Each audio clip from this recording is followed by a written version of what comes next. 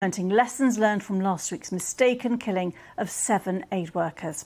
Well, I'm joined now by Juhoud Ahmed, the Gaza office manager of the NGO Juhoud for Community and Rural Development. Thank you very much indeed for joining us. Just tell us what the picture is like for you on the ground and your colleagues at the moment.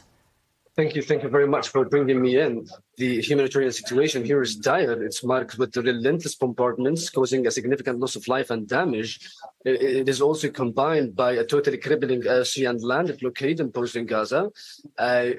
We have severe restrictions on the movements of goods as well as of personnel of humanitarian organizations imposed by the occupation forces. We have a limited number of access points and constant threats of attacks on convoys, aid convoys. This makes it incredibly impossible and dangerous to undertake relief and to move on and transport supplies as well, particularly now in the north.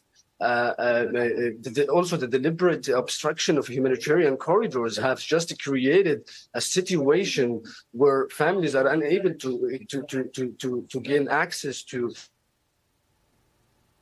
Have we just lost your line? Sorry, are you still there, Abed? Yeah.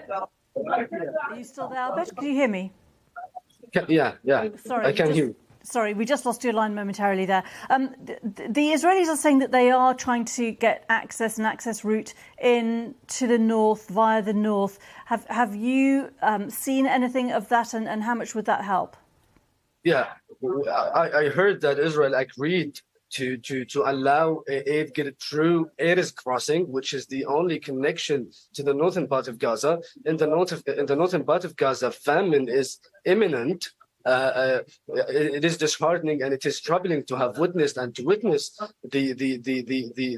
negotiations over humanitarian guarantees and increased access to aid in exchange for the release of hostages. This will potentially dilute, and it has diluted actually the urgency needed to put an end to the suffering in Gaza. The Israelis first made a statement before the war began was halt to food, to water, and to fuel their animals, and we should behave accordingly. This is happening right now in the north. People are starving to death.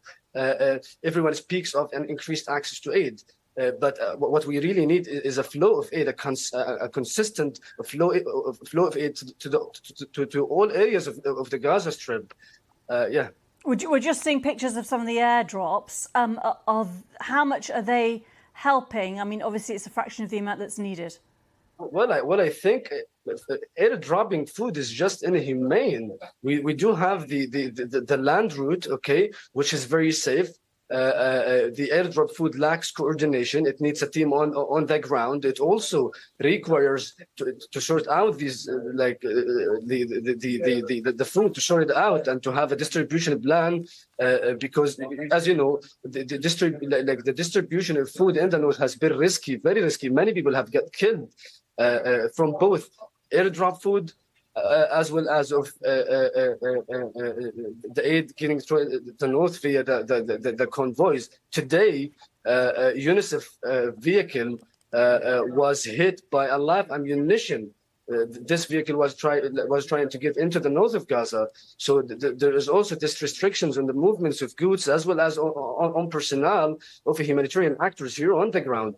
It makes it just incredibly difficult to undertake relief. Okay, just very quickly, if I can ask you, how frightened are people in Rafah of a move from the Israelis on Rafah itself? Are people trying to look at other places they can move to? Well, no safe place in Gaza. Those displaced individuals have been into unrelenting cycle of displacement and loss for the past 6 months. 1.5 million Palestinians now being trapped in Rafah. Rafah is a small strip on the Egyptian border, now shelters over 1.5 million Palestinians. It is just a place smaller than Heathrow Airport. Overcrowdedness, very limited access to water, to hygiene, as well as to healthcare facilities. We also have very limited access to food and safe drinking water. Only 5% of water comes from the central pipe, with the rest being in water tanks. The situation here is perilous. It has far-reaching consequences, and the conflict up to now has reshaped Gaza's physical physical reality, the physical landscape of Gaza. Even if those individuals wants to go back homes, let's say to the center of Gaza, now we're hearing a ground invasion to the middle of Gaza, to the middle of Gaza area, as well as to other areas as well. So no, there is no safe place. Okay. There is no possibility to evacuate this much of people from Rafah. This much of, like, a huge number. Abd Al Hamad, thank you very much indeed for joining.